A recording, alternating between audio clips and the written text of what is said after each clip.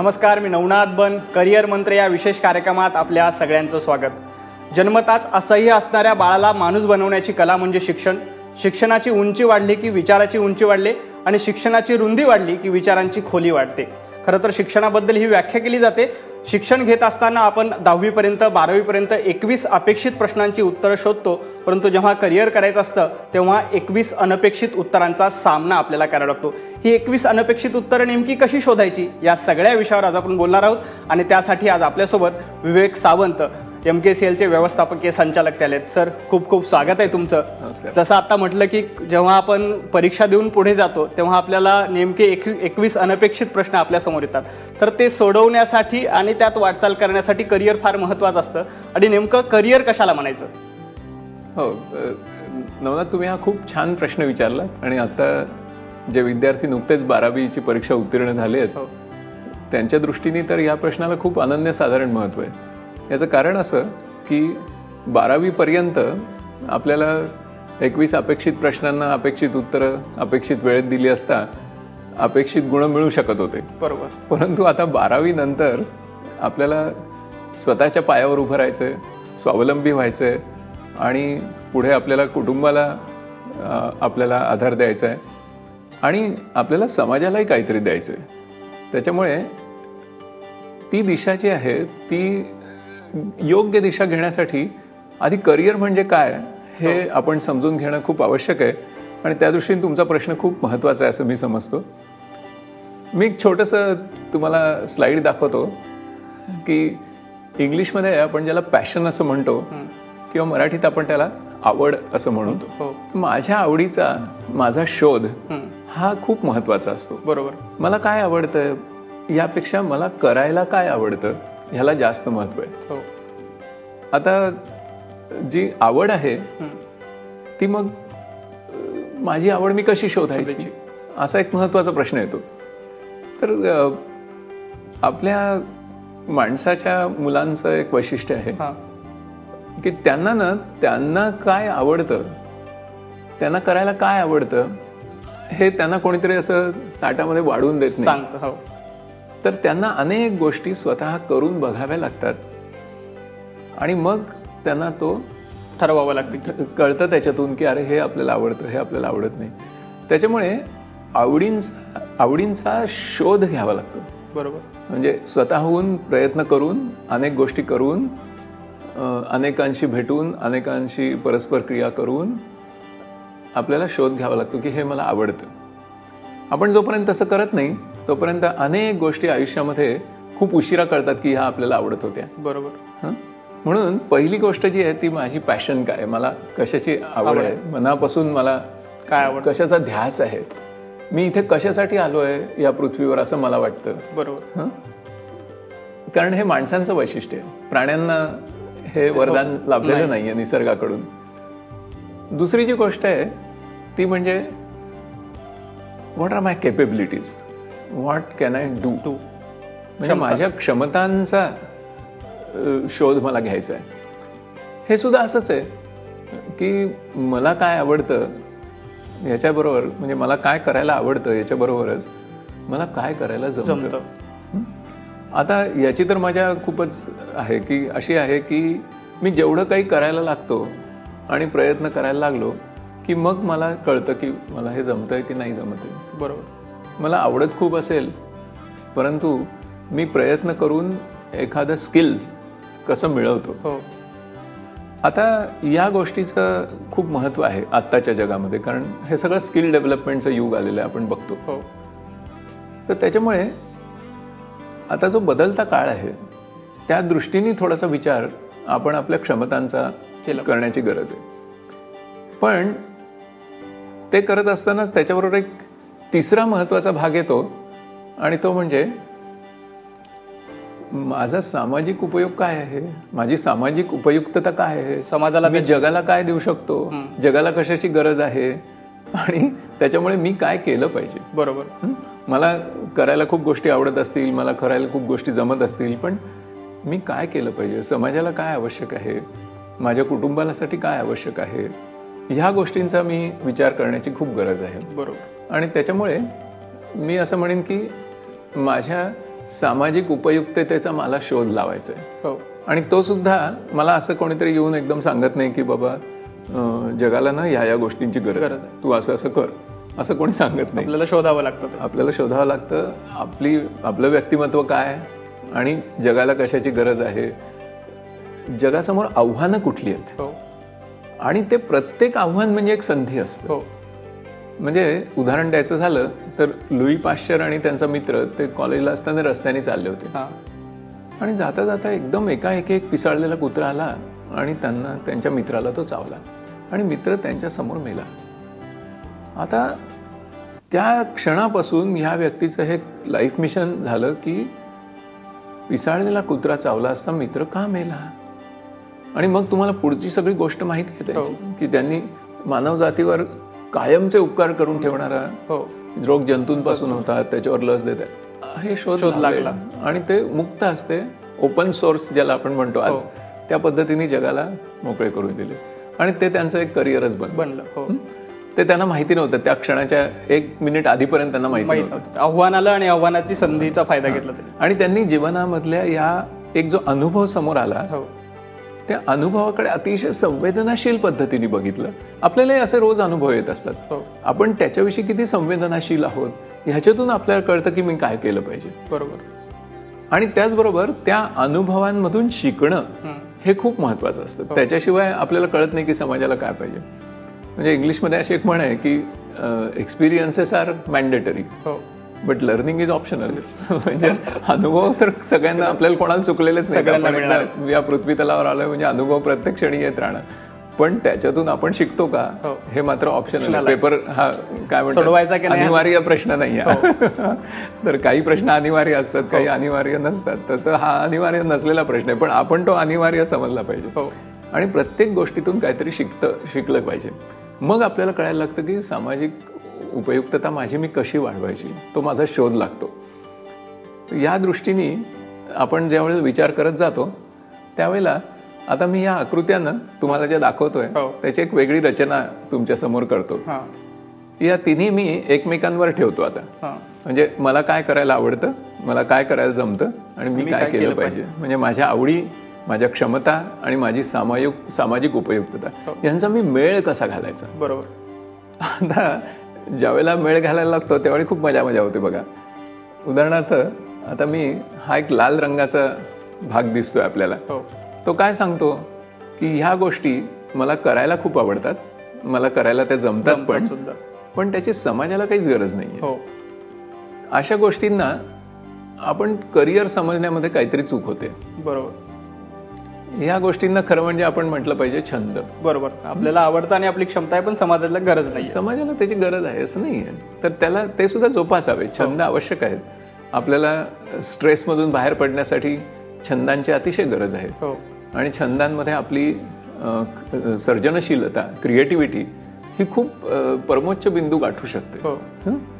फक्त त्याला आपण करिअर समजता का, एवढं छंद म्हणून बाजूला ठेव, छंद म्हणून त्याच्याकडे बघितलं पाहिजे आणि तो जोपासला पाहिजे. मग करिअर म्हणजे ही वेगळी गोष्ट आहे. हा, दुसरी जर आपण जोडी बघितली तर तीही तेवढीच मजेशीर आहे. ही जोडी काय सांगते तर मला त्या गोष्टी करायला आवडतात आणि समाजाला त्याची खूप गरज आहे, पण मला त्या जमत मात्र क्षमता नाही माझ्याकडे, मला जमत मात्र नाही, क्षमता नाही आहे. म्हणजे आता माझा आवाज तुम्ही ऐकता त्याच्यावरून तुमच्या लक्षात आलं असेल की मला म्हणजे गायला जमणार नाहीये. मला गाण्याची खूप आवड आहे, मी खूप चांगली मैफिल रंगवली तर तुम्ही तिकीट देऊन याल, माझं पोट भरेल, माझ्या कुटुंबाचं चरित्राचं छान चालेल आणि मी समाजासाठी काहीतरी चांगलं केलेलं असेल त्या गाण्यातून. पण प्रश्न इथे आहे ते स्किल आपल्याकडे नाहीये. हा, ते स्किल नाहीये, त्याच्यामुळे ते माझं फक्त स्वप्न असू शकतं. गायक होणं हे माझं स्वप्न असू शकतं, ते माझं करिअर असू शकत नाही. आता तिसरी जोडी त्याहीपेक्षा मजेशीर आहे आणि इथे खूप जणांची गल्लत होते आणि त्याच्यामुळे ती जास्त नीट समजून घेणं आवश्यक आहे. आणि ती जोडी ही आहे की हे मला करायला जमतंय आणि समाजाला पण त्याची गरज आहे, परंतु मला ते करायला अजिबात आवडत नाही. आणि त्याला काय म्हणतात बघा, जॉब. जे बऱ्यापैकी लोक करतात, जबरदस्तीने आपण करतो, तर त्याला जॉब असं म्हणतात. त्याच्यामुळे छंद म्हणजे आपलं करिअर नव्हे, स्वप्न म्हणजे आपलं करिअर नव्हे किंवा नोकरी म्हणजे आपलं करिअर नव्हे. तर मग आता आपण एका मजेशीर एरियामध्ये जाऊ की जिथे या तिन्हीचा सुरेख संगम होतो. आपल्या आवडी, आपल्या क्षमता आणि आपल्या सामाजिक उपयुक्तता यांचा सुरेख संगम ज्या मधल्या भागामध्ये होतो त्याला करिअर, त्याला आपण करिअर असं म्हणतो. हे जे आपण प्रेझेंटेशन बघितलं त्यात सगळ्यात महत्त्वाची गोष्ट आहे ती म्हणजे आपली आवड महत्त्वाची आहे. तर ती आवड आपण कशी ओळखली पाहिजे? कारण बऱ्याच गोष्टींना वेगवेगळ्या आवडी असतात परंतु ते जमतं असं नाही. पण आवड ओळखण्यासाठी नेमकं काय केलं पाहिजे विद्यार्थी? जसं मी मगाशी सांगितलं की आवड ओळखण्यासाठी आपण अनेक गोष्टी स्वतः करून बघितल्या पाहिजे, प्रयोग केल्याशिवाय. कारण ही आवड म्हणजे मला नुसतं खायला श्रीखंड आवडतं त्याची आवड नाही, मला काय करायला आवडतं त्याची आवड आहे. तर मला काय करायला आवडतं हे मला करून करूनच सापडणार आहे. बरोबर. म्हणजे मला पोहायला आवडतं का, हे मी पोहून बघितल्याशिवाय मला कळणारच नाहीये. बरोबर. आणि मग मी पाण्यामध्ये शिरलो आणि पोहायला प्रयत्न केला आणि मग मला जर लक्षात आलं की बाबा माझं काही जीव याच्यात रमत नाही, तर ती आवड नाही आहे असं समजायचं. बरोबर. त्याला जोडूनच की मग क्षमता कशी ओळखायची? ठीक आहे, मला आवड एकदा कळली की मला पोहायला आवडतं, परंतु आता क्षमता ओळखायची कशी? आता क्षमतांच्या बाबतीत तर खूप महत्त्वाचे मुद्दे आहेत की क्षमता ही सुद्धा मला स्वतःला खूप प्रयोग करूनच शोधता येते की ही गोष्ट मला जमणार आहे का. एक ज्याला ॲप्टिट्यूड असं आपण म्हणतो त्याच्या हल्ली चाचण्या पण निघाल्यात. त्याचाही उपयोग जरूर विद्यार्थ्यांनी करून घ्यावा की त्याच्यातून आपला कल कशाकडे आणि आपली क्षमता कशाकडे हे आपल्याला वैज्ञानिकदृष्ट्या शोधून काढता येतं. परंतु तरीसुद्धा त्या चाचण्यांचा परीघ मर्यादित असतो आणि त्याच्यामुळे आपल्याला हे म्हणजे आता MKCL सुद्धा अशा प्रकारची फ्युचर वेद म्हणून चाचणी घेतं. खूप जण ती उपयोग करून घेतात. पण त्याच्या पुढे आपण जसं जसं पुढे जातो तसं तसं अनेक गोष्टी आपल्याला स्वतः करून बघितल्याशिवाय कळत नाहीत की ह्याची आपल्याला हे जमू शकतं. दुसरी गोष्ट अशी आहे की समाजाला आपण उपयुक्त होण्यासाठी केवळ ज्याला आपण क्षमतांचा संदर्भ आला की सहसा असा एक थोडासा गैरसमज होतो तो म्हणजे हार्ड स्किल्स. तर हार्ड स्किल्स महत्त्वाचे आहेतच, आपल्याला हार्ड स्किल्स पाहिजेतच, पण हार्ड स्किल्स बरोबर सर्वात महत्त्वाची गोष्ट आहे ती म्हणजे सॉफ्ट स्किल्स. बरोबर. म्हणजे क्षमता ह्या दोन्ही बाजूनी अशा विकसित कराव्या लागतात. एक म्हणजे तांत्रिक क्षमता आहे आणि दुसऱ्या मानसिक क्षमता आहेत. एक टेक्नॉलॉजी आणि दुसरी सायकॉलॉजी आहे, एवढा फरक आहे त्याच्यात. सायकलची 2 चाकं आहेत ती. क्षमता ही 2 चाकांवर आहे. एक पुढचं चाक आहे, एक मागचं चाक आहे. पुढचं चाक जे आहे ते सॉफ्ट स्किल्स आहे कारण ते आपल्याला दिशा दाखवतं. मागचं चाक आपल्याला गती देतं, ते हार्ड स्किल्स आहे. आता ह्याच्यामध्ये जागतिक संशोधन जे झालेलं आहे त्याच्याकडे मी तुमचं लक्ष आकर्षित करू इच्छितो क्षमतांच्याबद्दल. हार्वर्ड किंवा स्टॅनफोर्ड किंवा कार्नेगी मेलन अनेक विद्यापीठांनी याच्या संबंधी रिसर्च केलेले आहेत आणि ते वारंवार या पाहण्या करून त्या आपल्या संशोधनाचे निष्कर्ष पुन्हा पुन्हा बदलत आहेत.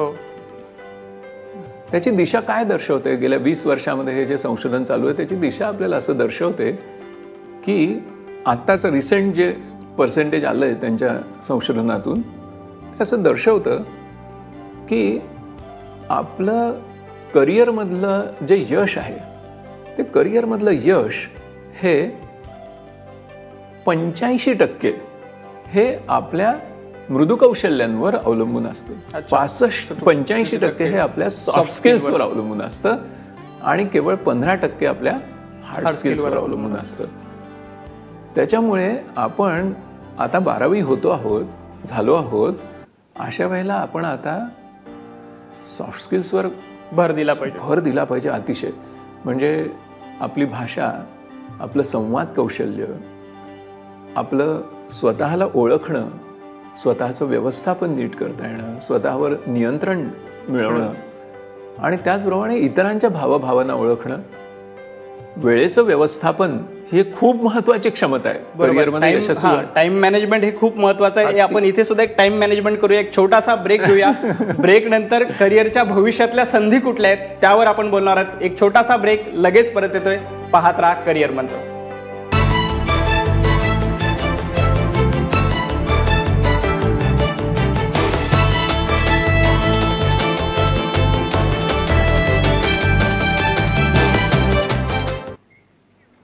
ब्रेकनंतर आपल्या सगळ्यांचं स्वागत. आपण बघताय करिअर मंत्र. खरं तर 5-10 वर्षापूर्वी तुम्हाला ॲप डेव्हलपमेंटमध्ये खूप चांगलं करिअर आहे असं कोणी सांगितलं असतं तर अजिबात विश्वास बसला नसता. परंतु इथून पुढच्या 10 वर्षात आणखी कुठल्या करिअरच्या संधी आहेत ते आपण आता जाणून घेणार आहोत. सर, इथून पुढे भविष्यामध्ये कुठल्या करिअरच्या संधी विद्यार्थ्यांसाठी उपलब्ध असतील? मला एक विशिष्ट फोकस ठेवायचं आहे. करिअरच्या अनेक संधी आहेत, परंतु हे सगळे विद्यार्थी ज्यावेळेला मोठे होत आहेत त्यावेळेला जग हे चौथ्या औद्योगिक क्रांतीकडे खूप वेगाने प्रवास करते आणि चौथी औद्योगिक क्रांती जी आहे त्याच्यामध्ये करिअरच्या अनेक संधी निर्माण होणार आहेत. म्हणजे काही अहवाल आज असं आपल्याला सांगतायत की आज जी विद्यार्थी शाळेमध्ये किंवा कॉलेजमध्ये शिकतायत त्याच्यापैकी 65% विद्यार्थी अशी काही नवीन करिअर्स करणार आहेत की जी आज जगाला माहीतच नाही. मग त्याची दिशा कुठली असणार आहे त्याचा आपण मात्र वेध घेऊ शकतो. बरोबर. उदाहरणार्थ 6 तंत्रज्ञानं एकमेकाशी बेमालूम पद्धतीने त्यांचा मिलाफ होणार आहे, कॉन्व्हर्जन्स. एक म्हणजे नॅनो टेक्नॉलॉजी, बरोबर. दुसरं आर्टिफिशियल इंटेलिजन्स, तिसरं बिग डेटा ॲनालिटिक्स, चौथं जे आहे ते रोबॉटिक्स, पाचवं बायोटेक्नॉलॉजी आणि 6वं जेनेटिक्स. आता तुम्हाला असं वाटेल की वरकरणी ह्या सगळ्या अतिशय भिन्न एकमेकांपासून वेगवेगळ्या शाखा आहेत, ज्ञानशाखा आहेत. परंतु या प्रत्येक ज्ञानशाखेचा एक अतिशय वेगाने विस्तार होणार आहे, त्याच्यामध्ये मूलभूत संशोधन होणार आहे आणि त्यांच्यातून काही नवीन उत्पादनं आणि सेवांचा विकास होणार आहे जगामध्ये. पण त्याचबरोबर ह्या सगळ्या एकत्र येऊन सुद्धा अनेक नवीन गोष्टी जगामध्ये लोकांना ती प्रॉडक्ट्स आणि सर्व्हिसेस मिळणार आहेत. आता या क्षेत्रामध्ये आपल्या युवांनी खूप मोठ्या प्रमाणात प्रवेश केला पाहिजे, कारण जगामध्ये ह्या 6 तंत्रज्ञानांमुळे आणि त्यांच्या मिलाफामुळे काही मेगा ट्रेंड सेट होणार आहेत. जसे आत्ता आपण बघतो की डिजिटायझेशन, व्हर्च्युअलायझेशन, नंतर सोशल मीडिएशन, नंतर सेल्फ ऑर्गनायझेशन, असे कितीतरी मोबिलायझेशन, सगळं काही मोबाईलवर येणं, हे मेगा ट्रेंड सेट झालेत. आता याच्यावर आपल्या विद्यार्थ्यांनी स्वार व्हायला पाहिजे. तसं या 6 तंत्रज्ञानांच्या मिलाफामधून अनेक मेगा ट्रेंड सेट होणार आहेत आणि मग त्याच्यावर आपण स्वार होता आलं पाहिजे आणि त्या दिशेने आपल्या क्षमता विकसित करता आल्या पाहिजे. आता याच्यामध्ये काय आहे की कशा प्रकारे समाजाला आपण उपयुक्त ठरू शकतो, तर या 6 तंत्रज्ञानांमुळे एक प्रकारे आपल्याला ज्या संधी आहेत त्या अशा आहेत की जी सर्वसामान्य घोकमपट्टी आणि पोपटपंचीची कामं आहेत ती सगळी विलयाला जाणार. आतापर्यंत आपण जे केलं त्याचा आता काही उपयोग होणार नाही. तर त्याच्यामुळे तुम्ही नवोन्मेष करू शकता की नाही, इनोव्हेशन्स करू शकता की नाही, नव्या प्रकारची, ही दिशा एक महत्त्वाची ठरणार आहे. त्याच्यासाठी आपल्या कल्पनाशक्तीचा विकास सतत करत राहण्याची गरज आहे. म्हणजे मी असं म्हणेन की इंजिनिअरिंग जितकं महत्त्वाचं आहे तितकंच इमॅजिनिअरिंग महत्त्वाचं आहे. त्याचबरोबर आता काही वेगळीच विलक्षण अशी वेगळी क्षेत्र आपल्या समोर येत आहेत आणि आज आपण ती दुर्लक्षित समजतो, पण त्या क्षेत्राचा आपण विचार करूया. एक छोटा फोन येतोय आपल्यासोबत. रणजित बंड आहेत साताऱ्याहून. रणजित, तुमचा प्रश्न विचारा. परत तांत्रिक कारणामुळे फोन नाही. सर्वेश सावंत आहेत. सर्वेश, आवाज येतोय तुला? हो, येतोय. नाही, फोन काहीतरी तांत्रिक कारणामुळे आपल्याला फोन पोहोचत नाही. सर्वेश आहे. सर्वेश, आवाज येतोय? हो, येतोय. मला प्रश्न विचार तुझा. नमस्कार सर, मला असा प्रश्न होता की बीएससी इन कॉम्प्युटर सायन्सला पुढे जॉब ऑपॉर्च्युनिटीज किंवा स्कोप आहे का? कॉम्प्युटर सायन्सला जॉब ऑपॉर्च्युनिटी किंवा स्कोप आहे का? BSc in computer science. मी तर ते सांगतच होतो की computer engineering, computer science, mathematics, artificial intelligence, robotics ही तर खूपच विकसित होणारी क्षेत्र आहेत. म्हणजे आता उदाहरणार्थच द्यायचं झालं तर आता जी तोचपणा असणारी क्षेत्र आहेत ती विलयाला जात आहेत. म्हणजे उदाहरणार्थ ड्रायव्हिंग. आता आपली खूप मोठ्या प्रमाणात ग्रामीण भागातली मुलं शहरामध्ये येऊन ड्रायव्हर होतात. परंतु आता आपल्याला ग्रामीण भागातला शिक्षणाचा दर्जा इतका उंचीवर न्यायचा आहे की ज्यामुळे असं ड्रायव्हर कोणाला होण्याची वेळच येता कामा नये, कारण आता ड्रायव्हर होताच येणार नाही. म्हणजे आता काहीच वर्षामध्ये आपल्या भारतामध्ये कोणालाच लायसन्सेस मिळणारच नाही ड्रायव्हिंगची. अच्छा. याचं कारण ड्रायव्हिंग हे म्हणजे ऑटोनॉमस कार्स येणार आहे, self driven cars, robotics car, driverless cars ज्याला आपण म्हणतो त्या येणार आहेत. आणि कारची ओनरशिप पण राहणार नाही. तुम्ही कार बोलू शकता, कारमध्ये बसू शकता, कारमध्ये बसल्या बसल्या तुमचं काम सुरू करू शकता आणि ती कार तुम्हाला ड्रायव्हरलेस आहे, ती नेऊन सोडणार तुमच्या जागच्या जागी. त्याच्यामुळे अपघाताचं पण प्रमाण कमी होईल. 12 लक्ष लोक अपघातामध्ये मरतात, ती संख्या 12,000पेक्षा कमी होणार आहे, इतकी परिस्थिती. त्याच्याचबरोबर नवीन जे क्षेत्र मला तुमचं ध्यान आकर्षित करायचं ते म्हणजे पर्यावरणाचं पुनरुज्जीवन. आपल्या सगळ्यांना, मानव जातीला आणि सर्व जीवजातींना मोठा प्रश्न निर्माण झाला की आपलं हे पर्यावरण, आपली पृथ्वीवरचं जीवन शिल्लक राहणार की नाही. ग्लोबल वॉर्मिंगचे प्रश्न. आता ही 6 तंत्रज्ञानं एकत्र येऊन, कारण त्याच्यामध्ये बायोटेक्नॉलॉजी आणि जेनेटिक्सचा समावेश आहे, आपण आपल्या जीवनकाळामध्ये पर्यावरणाचं पुनरुज्जीवन करू शकणार आहोत. आणि हे प्रचंड मोठं करिअरचं क्षेत्र निर्माण होणार आहे. म्हणजे आपल्याला त्या जीवजातींचं पुनरुज्जीवन करणं, त्या जीवजातींचं संवर्धन करणं, ही मोठी करिअर ऑपॉर्च्युनिटीज ह्या 6 तंत्रज्ञानांमुळे येणार आहे. आपल्याला जंगलांचा पुन्हा एकदा विकास करता येणार. अच्छा, पूर्वी जशी होती तशी पुन्हा एकदा विकास करता येणार. अशा प्रकारच्या नव्या शक्यता या तंत्रज्ञानामुळे निर्माण झाल्या. जर आपण त्या तंत्रज्ञानांना, जर लोकांचा आणि निसर्गाचा, पर्यावरणाचा जो भाग तो मध्यवर्ती कल्पिला आणि केवळ फायद्यासाठीच काही वापरायचं असं नाही, तर युद्धांसाठी वापरायचं असं नाही, तर शांततामय सहजीवनासाठी जर आपण ही तंत्रज्ञानं वापरायची ठरवली आणि ते आपल्यावर आहे, आपण तशी करिअर्समध्ये तशा प्रकारची दिशा घेतली तर जगाला दिशा मिळेल. कारण भारतात लोकसंख्या खूप आहे, खूप लोकांनी तशी दिशा घेतली तर ती मेगा ट्रेंड होईल. आणि ती आपली स्ट्रेंथ आहे. लोकसंख्या आपली स्ट्रेंथ आहे. वसुदैव कुटुंबकम ही आपली फिलॉसॉफी आहे. आपण वसुदैव मार्केटम मानत नाही. तर त्याच्यामुळे आपण त्या दिशेने फार मोठ्या प्रमाणात करिअर्स होऊ शकतो. त्याच्यापूर्वी आपल्याला कोमल बिडकर नगरहून फोन आहे. कोमल, तुमचा प्रश्न विचारा. आम्हाला बीएससी नर्सिंग बद्दल थोडीशी माहिती हवी होती. अच्छा, बीएससी नर्सिंग बद्दल माहिती हवी होती. आणि प्रवेश पत्रिका आणि स्कॉलरशिप बद्दल. नर्सिंग हे जे क्षेत्र आहे त्याला तर माहिती द्या. त्याला तर खूपच स्कोप आहे. याचं कारण काय? याचं कारण असं आहे की रोबोटिक्सची जी डेव्हलपमेंट होती आहे, तर रोबोटिक्समध्ये आता आपण जर बघितलं तर सर्व प्रकारच्या सर्जरीज आता रोबोटिक्सनी होणार आहेत. आजही व्हायला लागल्या. किंवा आपल्या शेतामध्ये जे शेतमजूर राबतात त्याच्याऐवजी 5-10 हजारामध्ये चांगले रोबोज मिळणार आहेत. आणि हे जे शेतमजूर आहेत त्यांना शेतीचं व्यवस्थापक होता येणार. आणि जिथे ते जाऊ शकत नाही, अतिशय हाल अपेष्टांमध्ये आपण त्यांचे कष्ट घेतो आणि आपण AC मध्ये बसतो. आता शेतकऱ्यांचा संपही सुरू आहे. तर त्यांचा संपही सुरू आहे आणि तो म्हणजे त्याच्यामुळे आपल्याला काय लक्षात घेतलं पाहिजे की त्यांच्या हाल अपेष्टा कमी करून त्यांची उत्पादकता कशी वाढवता येईल, त्यांची गुणवत्ता कशी वाढवता येईल, त्यांची शाश्वतता कशी वाढवता येईल, या दिशेने ही तंत्रज्ञानं आपल्याला मदत करणार. कारण पाण्याचं प्रत्येक थेंब नीट वापरण्याची क्षमता राहील. त्याच्यामुळे 24 तास शेतामध्ये कष्ट करणारे रोबोट्स तुम्हाला मिळू शकतील आणि आपल्या लोकांना अधिक कल्पनेची कामं करण्यासाठी माणसाला शेतामध्ये काम करायची गरज नाही पडणार. आणि त्याचबरोबर काही कामं जी माणसंच करू शकतात, उदाहरणार्थ सर्जनशीलता. त्याचबरोबर आता जो नर्सिंगचा उल्लेख झाला, माणसांनी माणसांची काळजी घेणं, तिथे रोबोंचा काही उपयोग नाही. तिथे माणसांना माणसांचीच गरज आहे आणि तिथे आज नेमकी माणसं कमी पडत आहेत. खरं आहे. तर माणसाला माणसांची काळजी घेणं खूप आवश्यक आहे. आणि तिथे ती खूप मोठी करिअर्स आहेत की एकमेकांची काळजी घेणं. या क्षेत्रामध्ये प्रचंड वाव आहे 21व्या शतकामध्ये. कारण उदाहरणार्थ तुम्ही 10 असे इन्ग्रेडियंट्स दिले तर त्याच्यापासून 10 चांगल्या चविष्ट रेसिपीज करायसाठी माणसंच लागतात. तिथे संगणकाचं किंवा रोबोटिक्सचं काम नाही. अशी अनेक क्षेत्र निर्माण होणार आहेत की ज्याच्यावर आपलं आता लक्ष केंद्रित होईल. आतापर्यंत आपण ती दुर्लक्षित समजत होतो कारण आपण यंत्रांची कामं करण्यामध्ये 20व्या शतक आपलं वाया घालवलं. पुढे आपल्याला बुद्धीचं काम करायचंय. आता यंत्रांना यंत्रांचं काम करू दिलं जाईल आणि माणसांना माणसांची काम करता येतील. पुढच्या मुद्द्यावर बोलूया. त्याआधी शोभा ननवडे यांचा फोन आहे. शोभाजी, तुमचा प्रश्न विचारा. एअरोस्पेस इंजिनियर मध्ये जायचे माझ्या मुलाला. कशामध्ये? एरोस्पेस इंजिनियर मध्ये. एरोटिक इंजिनिअरिंग मध्ये जायचंय. एरोस्पेस इंजिनियर मध्ये जायचंय. अच्छा.